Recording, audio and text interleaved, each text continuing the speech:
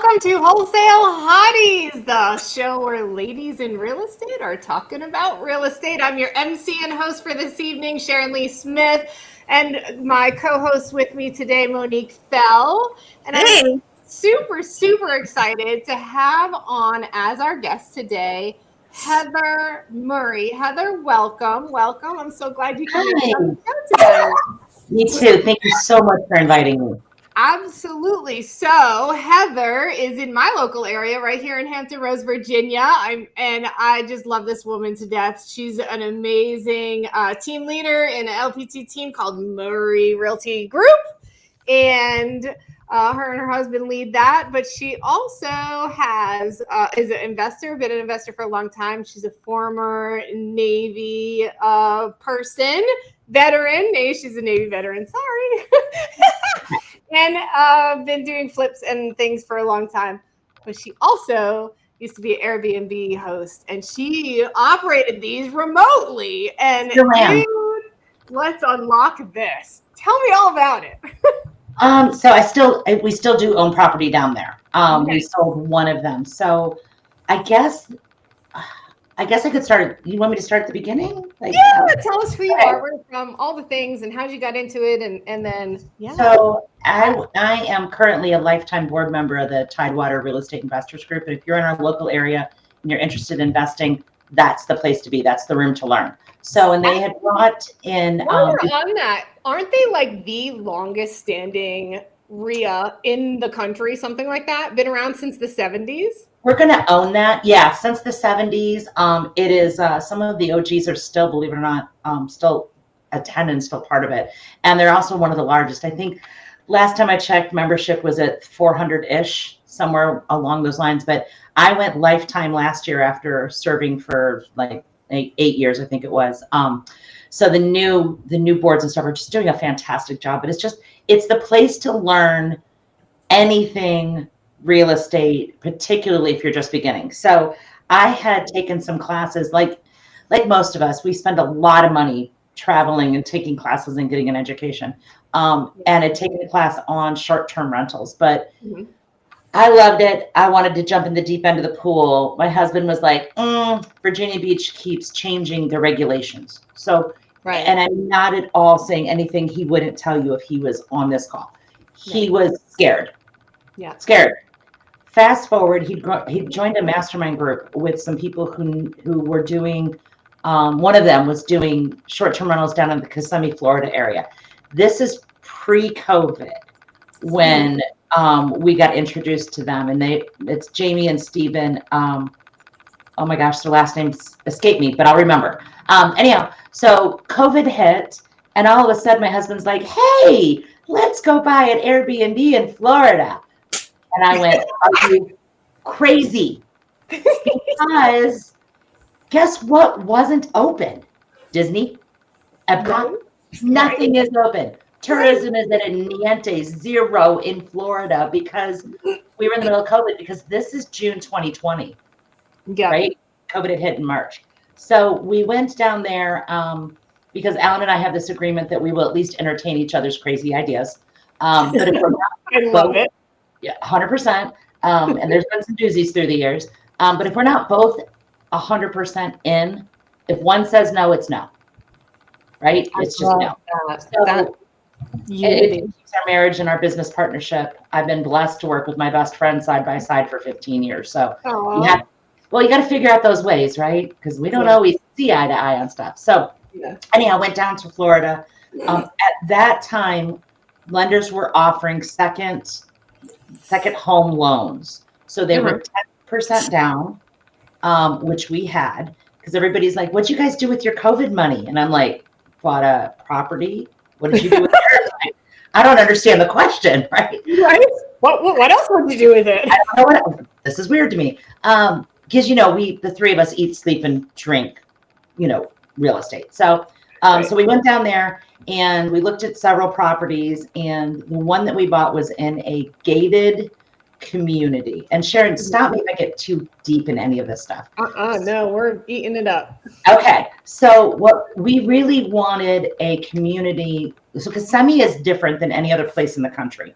And the reason that they're different is when Airbnb as a company came into fruition and was looking at the Kissimmee or the Orlando area, the city of Orlando outlawed all short-term rentals. Why? Because it cuts into the hotels at Disney, right? So they literally went, nope. Kissimmee was just a big flat piece of land. There was nothing there. And so the city officials in Kissimmee was like, I'm your Huckleberry, build here. And so everything down there has been fairly brand new in the last like 10 years. So they built short-term rental communities because one of Alan's concerns, and it turned out to be accurate, was the regulations that Virginia Beach has. Norfolk is not too far behind, like all of those regulations, because short-term rental houses are mixed in with neighborhoods. Where Florida and Kissimmee specifically, they are actual short-term rental communities, right? So when I got my HOA docs and they're 186 pages long, no joke, at the top of every single page, you know I read it all, right? You know I read every line. No, of course you did. I would too.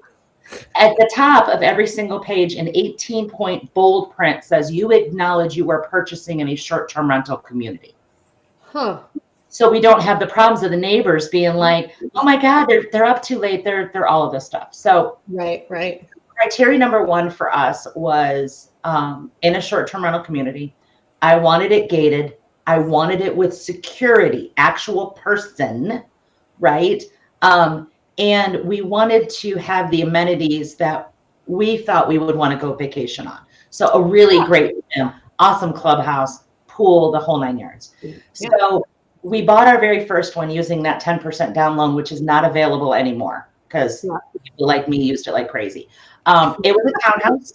It was in a brand new, and I mean brand new, community called Solara, and it is stunning. Get a chance, look it up. It's beautiful. And so I told Alan, I'm like, you absolutely are crazy. First of all, he wants to buy it in the middle of COVID. Not even the middle of COVID, beginning of COVID. Number two, we live in Virginia. This is Florida. And in case your audience is not aware, to co-host, meaning someone else is running your entire business and you just get a statement every month, was about 20% at the time. And Alan's like, there's got to be a way to do this remotely, that we can do this. So our friends Jamie and Stephen also had property in the same community. And from the bottom of my heart, Jamie Blaze, sorry, just got her last name. They opened their playbook up. They live in Pennsylvania. And they're like, hey, this is the pool people we use. This is the maintenance that we use.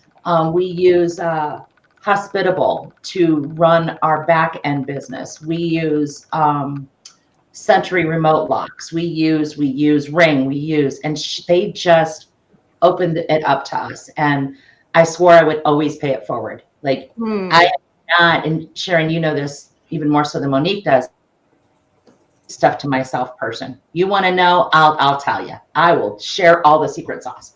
So one of the things that was, and then what are the short-term rental rules in Kissimmee? So Osceola County itself, because of being like all short-term rental builders come to us, please bring us your money and your taxes.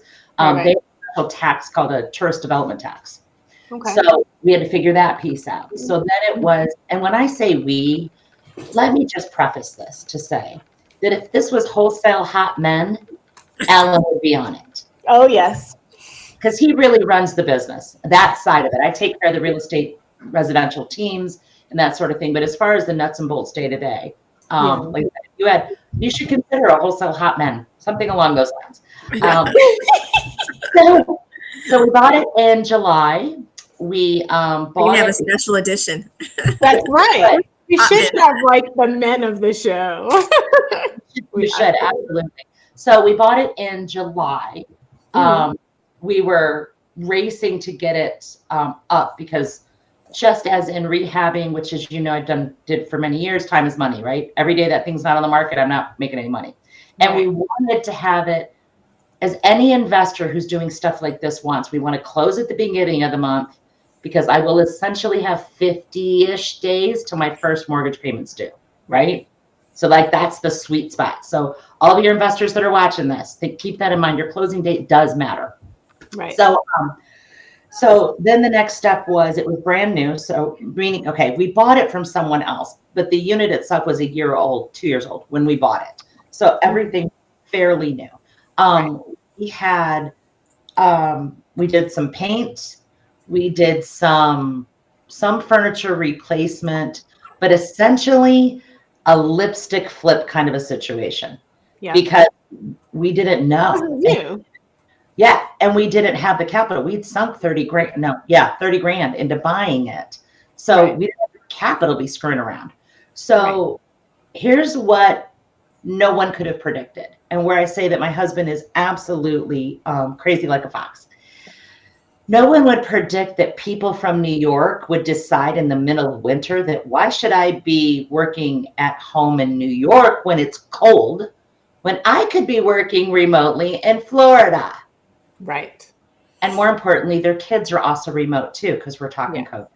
Yeah. So we had one particular couple that literally booked us for 90 days. 90 days. Yeah. We want it the whole time. And because we had families, we could see every single morning, this is not an exaggeration, they left their house at 7 a.m. They came back at 11 because they were golfing every day. Nice. Because the golf courses was the one place where there were no COVID restrictions at all. Because it's outdoors. Right. No masks needed either. You are out. Golf was the one. What is Florida known for? Golf, right? So our numbers that first year were just astronomically good. Really, really good. So then it was, okay, it's time to maybe do another one, because let's double down, right? So our second property we bought coming out of COVID. So that would have been 22. We bought a 5-bedroom, 5.5 bath house in a short-term rental community again. That is 3,400 square feet, has a private pool, private jacuzzi, and we theme roomed just the hell out of it, because that's what you do in Florida, right? I have one room that is a Harry Potter room, and if your viewers are familiar with the movies, I literally hand painted the ceiling of this like the Great Hall. There are floating keys hanging in the corner. I did a corner wall where we did all gilded pictures of all of the professors, old and new. We did. They call her, and this is what they called her, the fat lady with the password you have to say to come in and out of rooms. And when you opened the closets, we took out the closet bar in that room and in our frozen room, so the 2 kid themed rooms, and because they don't hang clothes on vacation, right? They don't. Right. So inside of the closet, we painted the closet itself like deep dark brown, because that whole room there's no white trim. It's all like dark because it's Harry Potter, right? Right. Heavy brass knobs to open the closet door, and in there we put the TV and a dark brown dresser, because little kids don't bring hang-up clothes, right? Right. I thought it was brilliant because we couldn't figure out where else to put it. Each one of the beds has a Hogwarts bedspread on. It's ridiculous, and I had so much fun. So much fun. The other kids' room is Frozen, from the movie Frozen. We did a mural wall, and then I hung from the edges of it twinkle. They look like huge snowflakes, but more importantly, I made custom fluffy big clouds, and so it looks like it's coming through them. So it ended up being, I'm going down there actually in 3 weeks. I'm doing a girls' week at my place for a couple of reasons. Number one, tax write-off. Number two, check it out, make sure everything's good, because I haven't seen it for a year, right? And number three, me and 4 of my best friends are going to do nothing but get sunburns and drink margaritas. So it's going to be awesome. I'm going to invite you next time. So in the meantime, as the market had gone crazy in 2020, like 2-ish, the investors were coming down and they were buying our little townhouse. Our first one was nothing special. It had a pool, I think more a splash pad in the back. It was a townhouse. It was 4 bedrooms, yes, but it wasn't It wasn't off the radar. High-end luxury, Yeah, whatever. yeah, it just wasn't. In 2022, investors were coming down there and they were buying my properties sight unseen. Never even walked in for 600,000. Yeah. Crazy. So when we decided to buy the second one and have two properties down there, last year, yeah, it's been about a year ago, year and a half ago, we decided to sell the Solera property because the numbers made sense. Right. We bought it for $330. I sold it for $550, I think it was, and I could have done even higher if I had done it during a couple months earlier when the market was still not so down there because of the interest rates. And so everybody's like, "Why did you sell it?" And I'm like, "Do the ROI." We figured out how long would it take if nothing changed to get the $250,000 back to you. And that's the kind of math I always encourage the investors to do. It's like, how long before your capital gets returned? How long? Yeah. And so, so we've got we call it the big house because it's big, still down there. And I absolutely, I love being a short-term rental owner. We list on multiple platforms though. So we list on Airbnb and VRBO, and they're both different. They're both different in how they handle the biggest difference is the kind of vacationers. Yeah. So we kind of learned that if you're going VRBO, you're pretty much looking families, you're looking for a longer stay, a week, 2 weeks maybe, right? It's a vacation thing. Where Airbnb, you get more shorter stays. Not all the time. Yeah, we have a couple of families that have come back year after year for us right after Christmas, and they'll stay 2 weeks. But generally the platforms they just market to a different type of vacationer for us. Yeah. So I just realized I just spent 15 minutes telling you all about that. So you still have one of the Florida properties, and it's still cash flowing for you. Makes sense to keep it. You're really enjoying it. You're going to keep it a while. Yeah, I think so. Added more to your portfolio, though. Well, and so my husband, you have to have an exit plan, right? Yeah. You got to have an exit plan. The short-term rental market in Kissimmee, everybody said it crashed. It did not crash. It normalized to pre-COVID. It would require another pandemic, knock on wood, that never happens in our lifetime, in order to get the kind of returns that we got because my husband was crazy and bought in the middle of COVID, right? Right. So it normalized out. So as far it takes care of itself, it's cash flow, it's an equity play for us. It's also a vacation place if we want to go. I got a granddaughter that's 4 years old. In a couple of years, she's going to want to go to Disney, and we're going. But also, we're also looking at retirement options for us. So our end goal, when it becomes time, whenever that happens, is sell my Florida property, sell my primary residence here, and buy my final home in cash. Yeah. Because if you talk to any senior, what would make your retirement comfortable or easy? They all say the same thing. And not have a mortgage payment. Yeah. Own your house, no mortgage payment. Yeah, 100%. So yeah, I do. And it approximately takes Alan about an hour a week to run his short-term rental. And part of that is because of that program Hospitable. So all of his check-in procedures are done remotely. All of his communication with the guests is done remotely. So all of those are set up. They're set it and forget it instructions. If they need to contact him, they contact him through the platform's app. And so we can be responsive like this. Free money. Yeah, it really is. And don't get me wrong, stuff happens, right? So every time a hurricane comes through Florida, I'm like this. Right. I mean, I got a lot of money invested down there. But thankfully, though, right? Kissimmee's in the middle, on both sides and top to bottom. It's right in the middle. So, you're not getting the coastal flooding as you would in the others. So thankfully, that was smart too, just location wise. And that was, if you were to ask Alan why we picked Kissimmee, we did it because of 365-day a year tourism. Yeah. That's why. Unlike where we live, where our tourism is really kind of locked into summer months. Yeah. Where the short-term rental operators that I know here in my area, they do short-term rental during the summer, and in the wintertime, they're doing midterm, right? They're doing 30-day rentals and so on. And that makes sense too. We wanted 365 days a year. So it was really important. However, you are not wrong about the flooding. Right. So we are really good friends with an operator who does a lot in Tampa. And those folks, especially with flooding and flood insurance and all of that, particularly now can't even get insurance. Yeah. Like, yeah. And insurance companies just canceled and there's up Schitt's Creek. So we do, so I'm glad you brought up insurance. So short-term rental insurance is very different from homeowners insurance. Right. And so Alan had shopped around, and the company that gave us like the best rate was Prosper.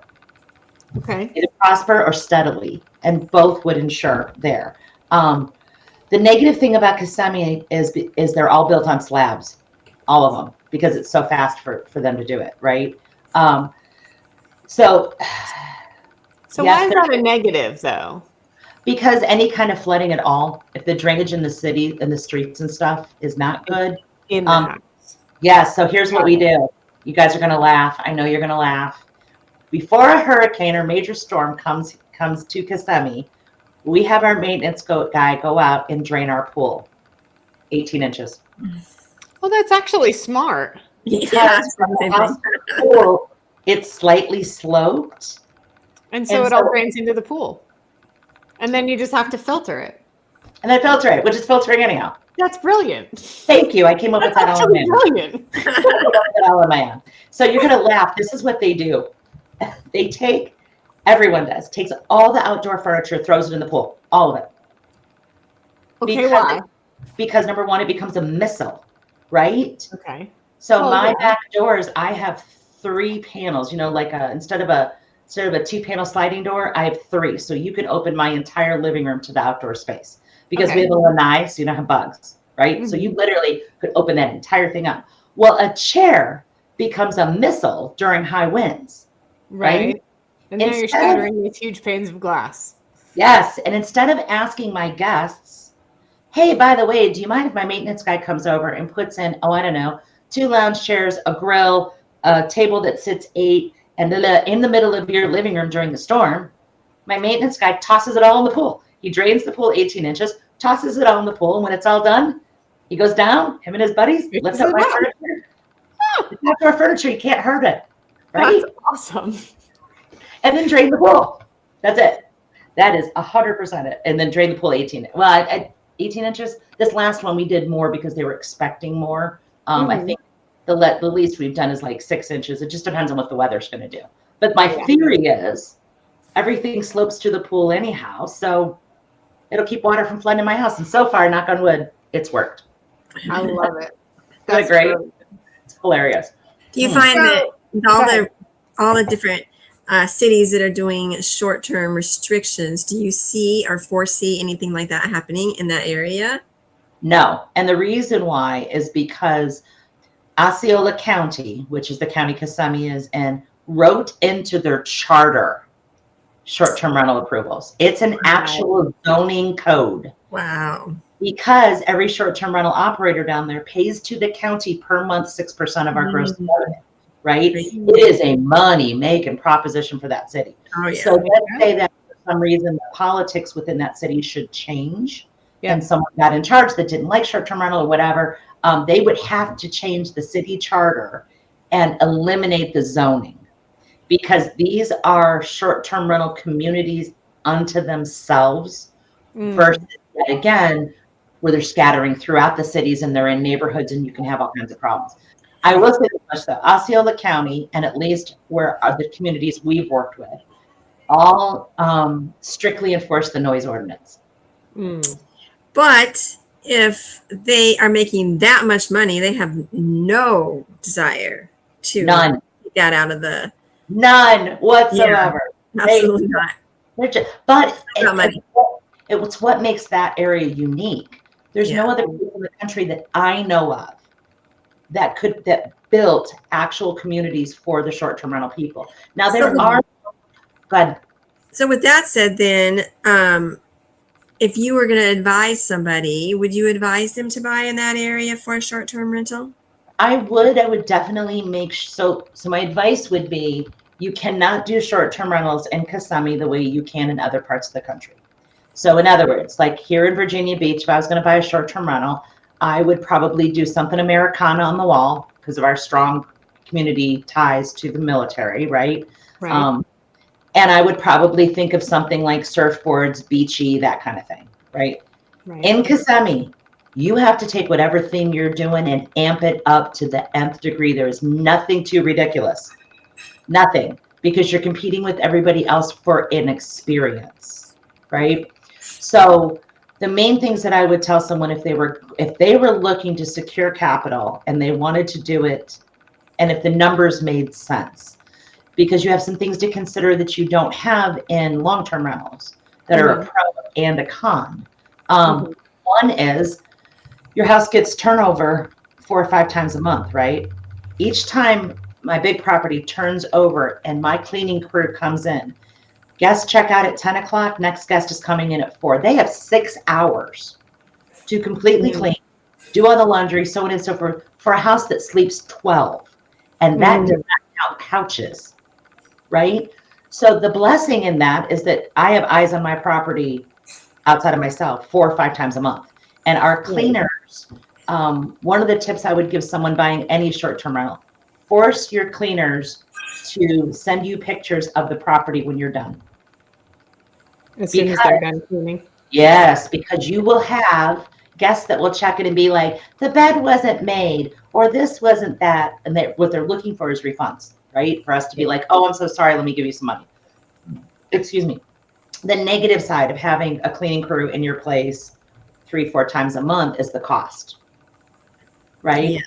So unlike long-term rentals where you're really thinking mortgage, your insurance built in, you're also thinking the electricity bill, the heating bill. We use the Nest system on our heater, on our thermostat, right? And let our guests know, if you'd like us to adjust it, we are happy to do it, because we learned people do this. They turn it up to 80, they turn it down to 60, they do all that craziness, right? So to control electricity costs, that's a big one. So there's just a laundry list of expenses that you have that you don't have in something else. So would I advise someone? Absolutely. But I would 100% do your due diligence, or they can reach out through Sharon, through you, or through Anik. And I'm happy to run through it's an extensive list. It just has to make sense to you. Yeah. So what are all those things that make sense to do? You said Sentry has remote locks. You just mentioned Nest Wi-Fi thermostats. Are there other Wi-Fi enabled things that you utilize in order to do this? So we do Roku TVs. Okay. So let me back up with the TV situation. So lots of lessons learned, right? Lots of lessons. When we first we bought the cheapest TVs that we could find on Walmart and threw them on the walls, because Spectrum is their TV provider down there, right? And Spectrum just runs cable boxes and stuff. This was an absolute failure, absolute failure. We switched over to Roku TVs that run through Spectrum as well, because they could hit the internet. There is something called guest mode in Roku TVs that you can literally program that as soon as your guests leave, it logs them out. So the very first time I went down after we had put Roku TVs in and I went to turn a TV on, let me tell you, there are some grandparents out there that are naughty people. They never logged out of their accounts. And I was like, I don't know whether to cheer from you or tell you, shame on you. Yeah.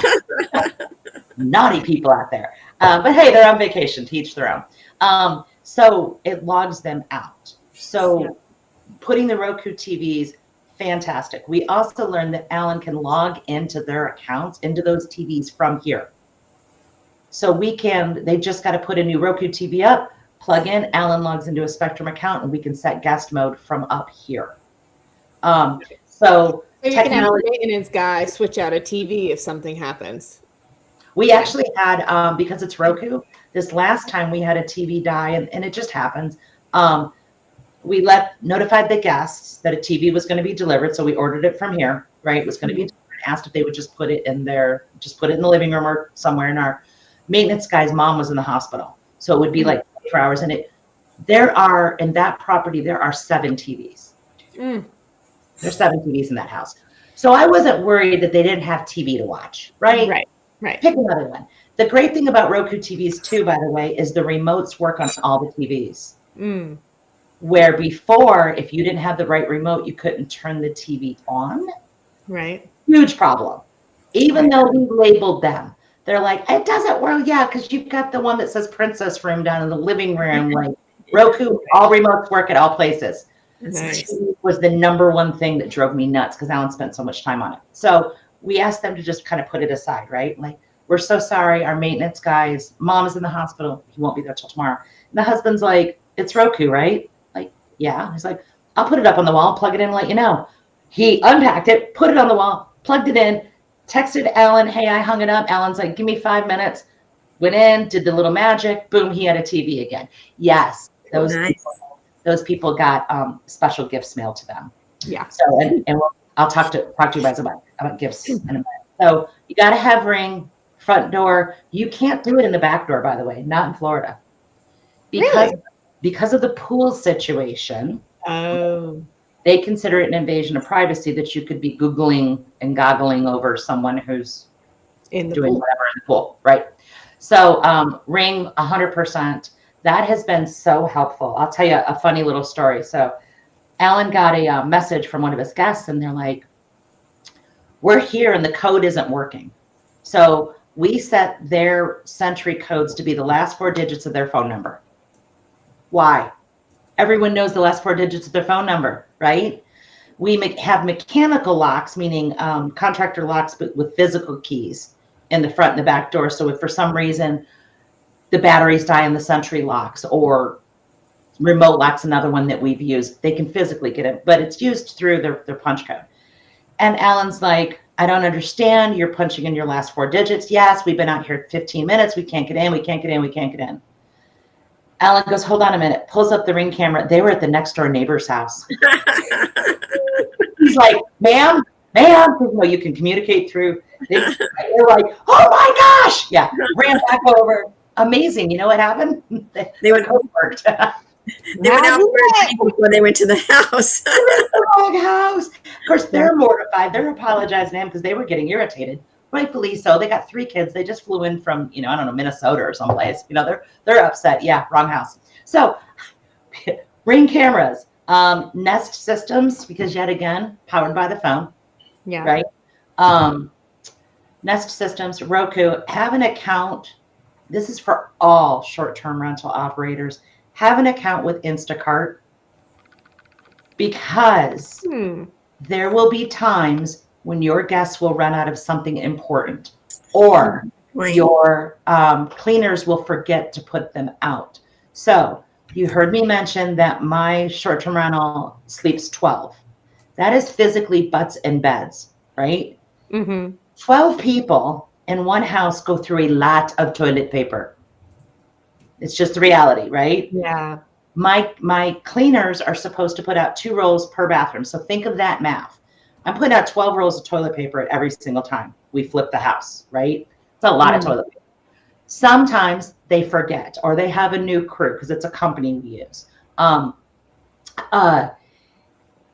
so the guests will reach out and be like, I'm out of toilet paper. No problem. Instacart delivery, they've got toilet paper in a half hour. Yep. Right? It's those little guest things like that they don't think about, So having like an instant delivery system, thank God, because 10 years ago we didn't have that. I don't know what I'd do. I probably have to call my cleaners and be like, here, run over there and get them, whatever. Instacart will be your friend, or Walmart Plus, anything that's going to deliver like that. Pay the fee. Your clients, sorry, I'm in also real estate brain mode and my other stuff. Your guests will absolutely appreciate it. 100%. Yeah. So that's the technology. The only other piece I would say that someone might want to investigate is something called Minute. Minute it's about the size of a hockey puck. You put it up in the top corner of wherever your common room is. And what Minute does is it alerts you on smoke. Because, little fun fact, Florida, it is still illegal to smoke marijuana. People don't know that. They go on vacation, so on and so forth, right? At our properties, I quit smoking a year ago, but I smoked like a chimney before then, right? I tell her, if I don't smoke in my house, you're not either, right? Yeah. No smoking in our property. The problem is, go ahead and prove it. So they can smoke in the backyard, in the around the pool area. We're fine with that, but not in the house. Minute will notify me. They also monitor noise levels. So I told you that Osceola County is pretty serious about their noise level ordinance, right? Generally, they're enforcing on the outside of the house. I want to know whether or not they're throwing parties at 4 a.m. because I will hear about it from my neighbors. Because those people are also gas complaining to their host, who then is reaching out to me, right? Or they're calling the guard shack. So Minute does a noise alarm for us if it hits over a certain decibel that you set. We also recognize, though, these people are on vacation. So that noise level, you have to be throwing a party for it to notify us, right? It has only happened once in 5 years of operating them that Minute went off and was like, hey, noise levels are excessive. And we got a hold of them. We knew they were doing a family reunion, right? So although 12 people were staying at the house, they had 20 people, family came in from out of town and stuff. 20 people were at the property. And we're like, that's fine. It's now midnight. Like there's no, so Minute is important because you want to know, no matter where you are in the country, if they're throwing a wild party, you want to know it.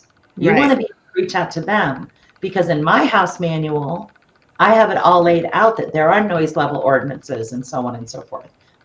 So I recommend that the key to doing it long distance is to use every piece of technology you have to know what is going on in your property at all times. Do you tell the customers, that the tenants, that you have Minute on there and it is monitoring, so they know in advance, hey, this is what you can expect if you do this? We monitor noise levels. It doesn't record, so I don't get like, I can't hear what they're saying. It's really like a decibel monitoring. Is what that really is. It just monitors decibel levels. But it also does, like I said, does smoke. We are very clear with our guests about the smoke problem. And it is it's $1,000 fine for me if I find out you're smoking in my house. It's $1,000 per day that you stayed. And the reason why is because of smoke sensitivity, and because once it gets in the walls, it's just it's a problem. Can you enforce that if you found somebody and you know you're? I certainly can. I absolutely can enforce it. Airbnb is on board with that? It's a fee I charge directly to them. Yep, nice. I'm okay with it.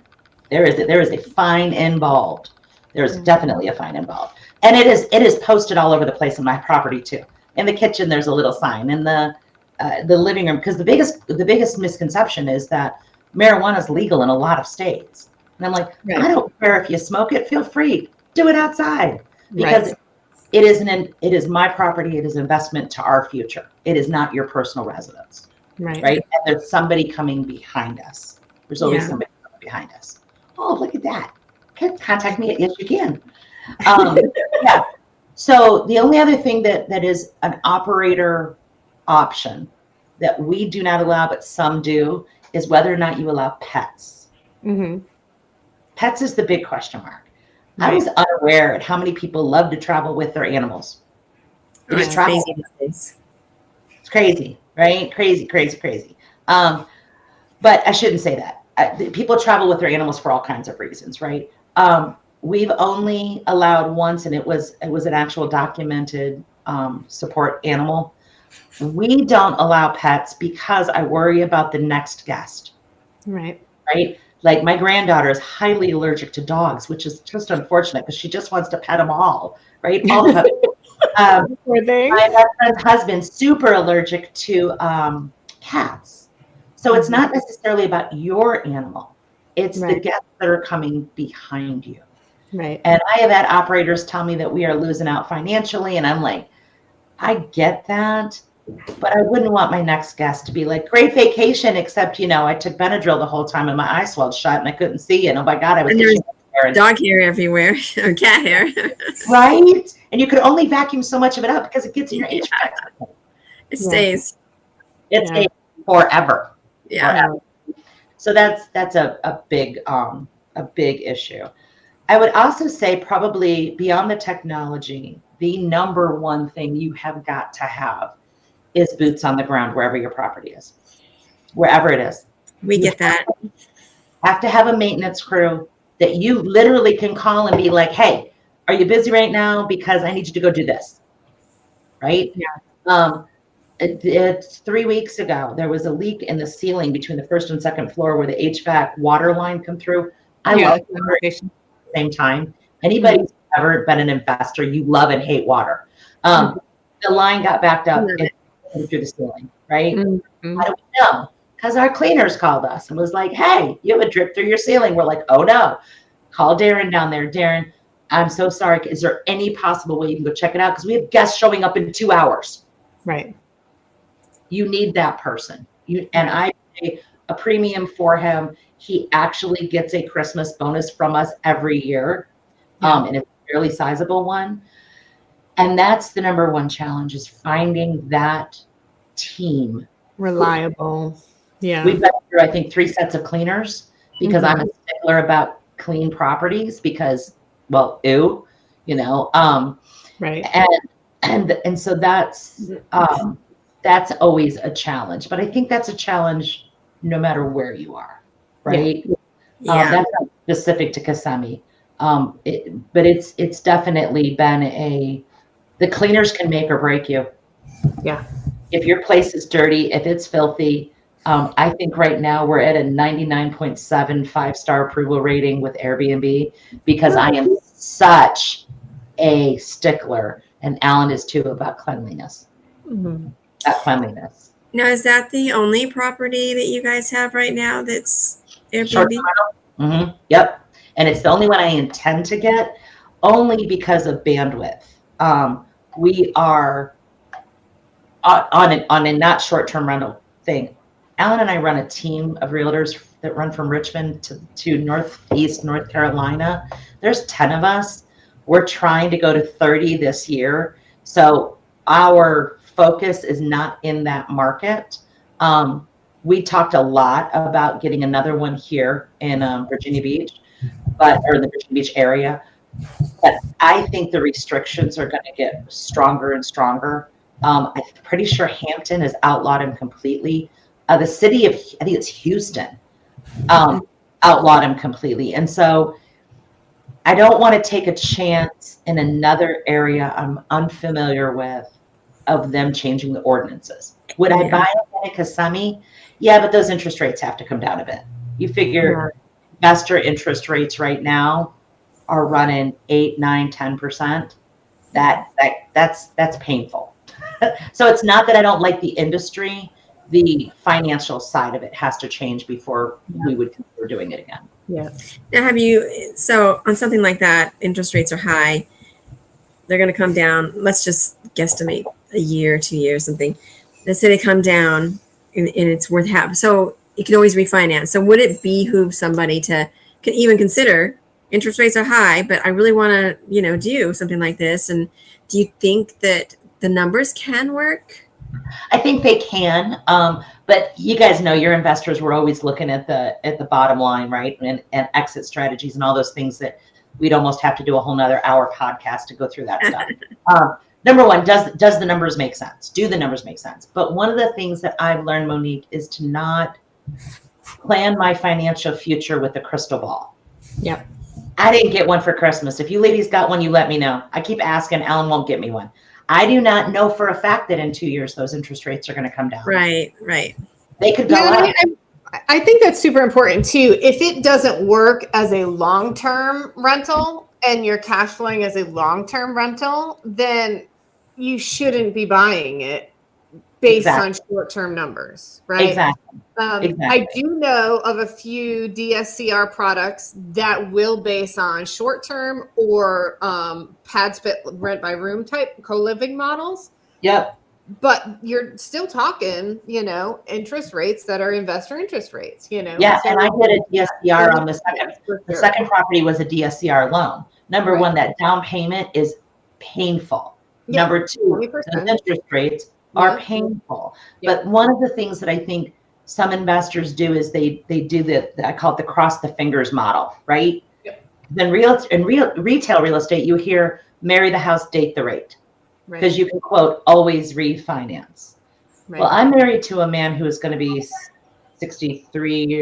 4 years old this year, and his first house interest rates in the 80s was 14.9%. Right. He refinanced it to get the low rate of 11.9. Yeah. Right. But the reality is that you cannot base.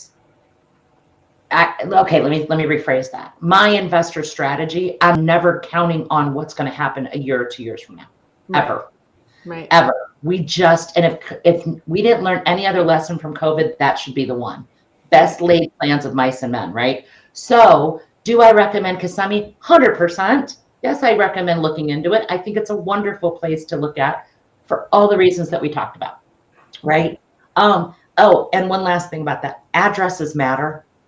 Yeah. I'm right on the border of Kissimmee and Davenport. You want to be in Kissimmee. Even though they are kissing cousins, are right there, right? It's like the difference between Virginia Beach and Norfolk. Right. You want the address, it matters.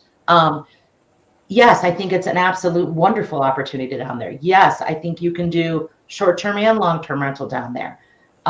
Yes, we can cross our fingers and hope that interest rates drop. Should you investigate it? 100%. Yes, investigate all opportunities that come your way. But don't count on, what the market is or is not going to do. Trust me, I have a lot of friends that in 2008 could tell you they lost everything. Yeah. Because they were gambling on it.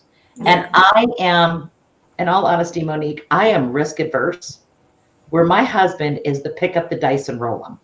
He's that guy. It's like, oh, but if this happens, if I hate the word if is not. He bought a house in Kissimmee during COVID. Who would expect that to be so successful? Yeah, he is. He's that guy. And I'm like, seriously, like it is closed. He's like, that's why the prices are so cheap. Like he's that guy, right?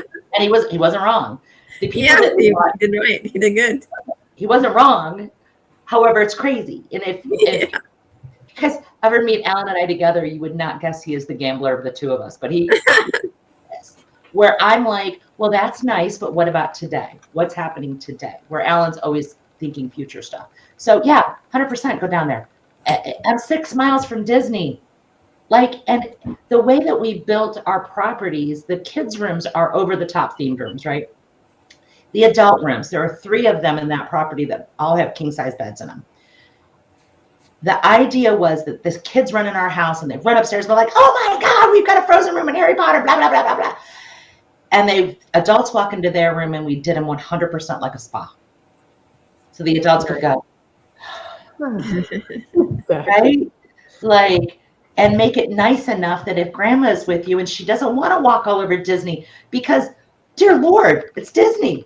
She can stay home and she can sit in the lanai or do whatever. So yes, I think there's a lot of pluses to that area of the country. So look at it, but look at the numbers as they are today. Right. And if you don't have, and this is true of all short-term rental operators, no matter where in the country, AirDNA is probably my number one best program for analyzing short-term rentals. It has its own glitches like anything else does, but you want a realtor who specializes in short-term rental. Do not let them tell you they are investor friendly. Guess what? Every realtor out there will sell to an investor.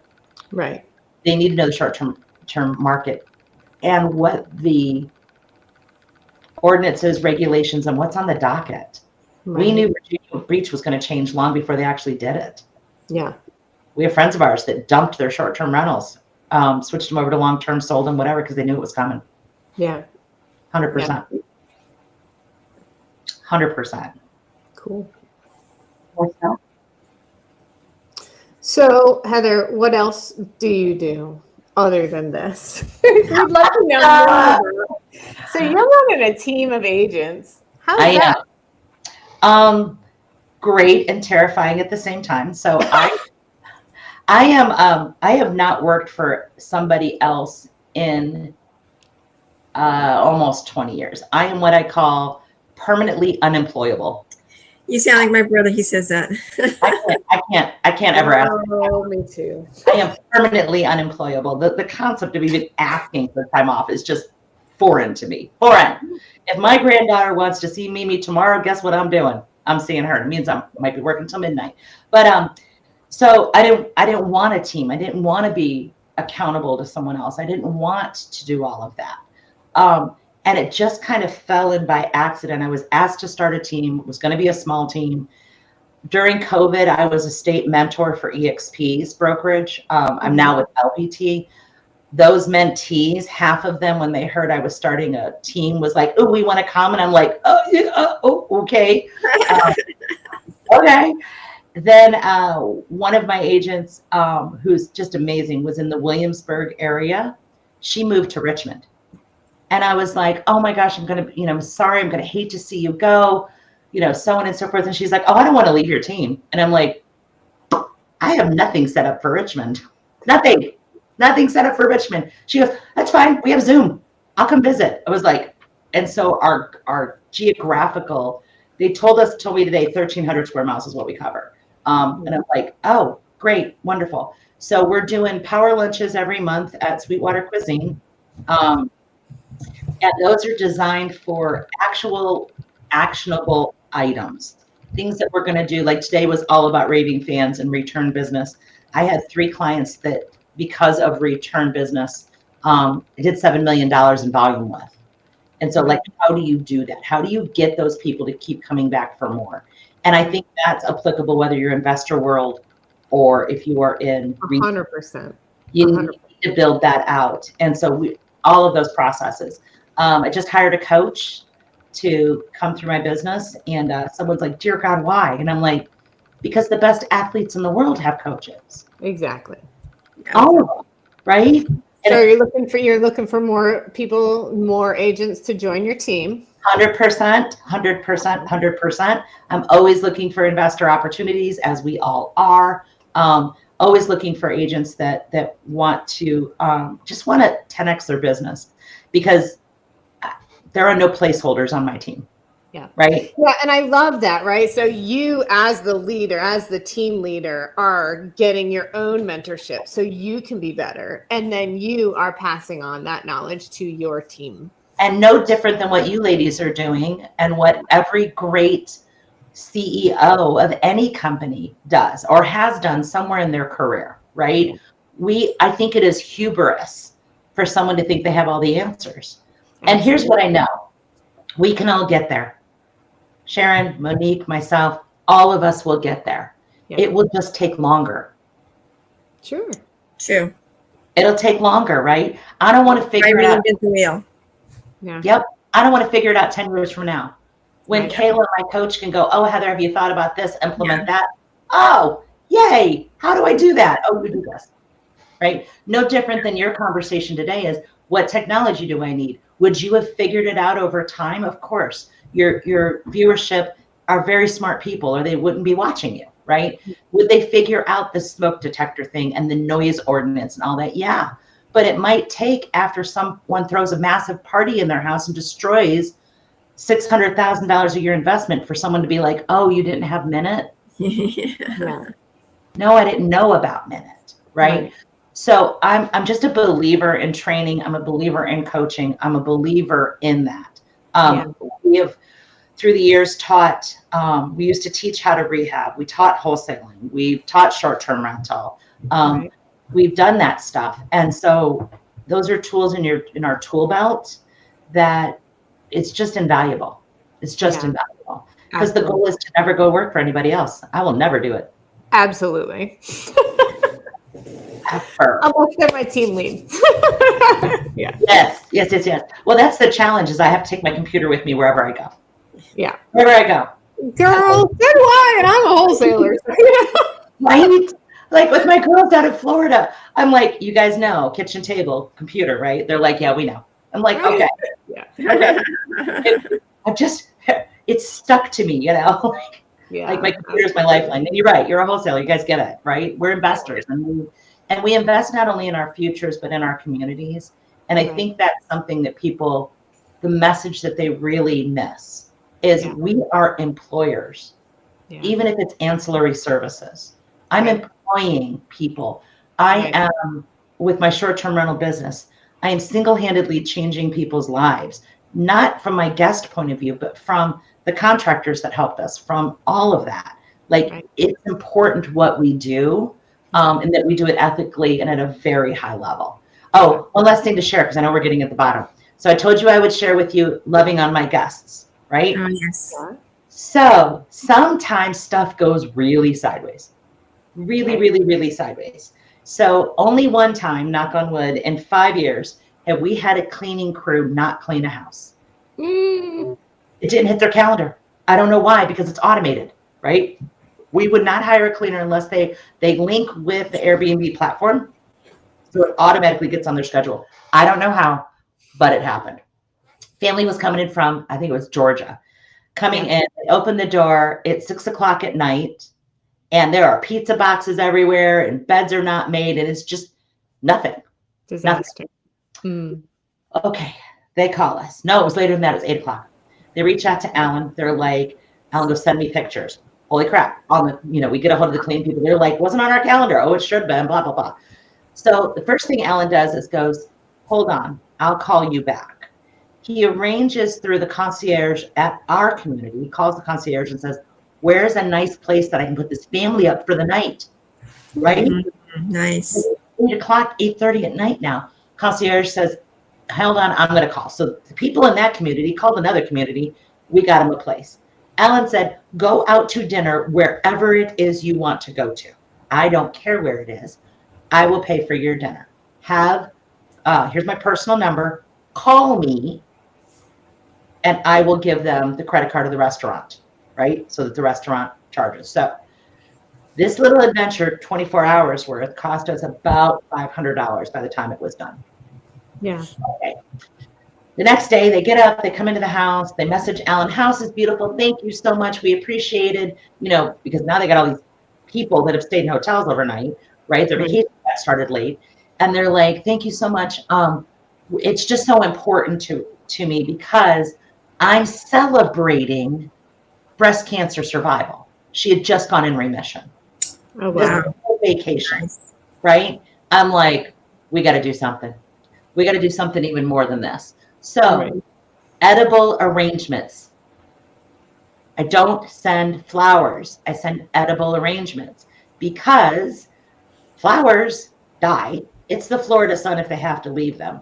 But edible arrangements, everyone loves it. It's fruit. And we just put a little card in there that was like, we literally said, we think you are a badass survivor. Please enjoy the rest of your stay on us.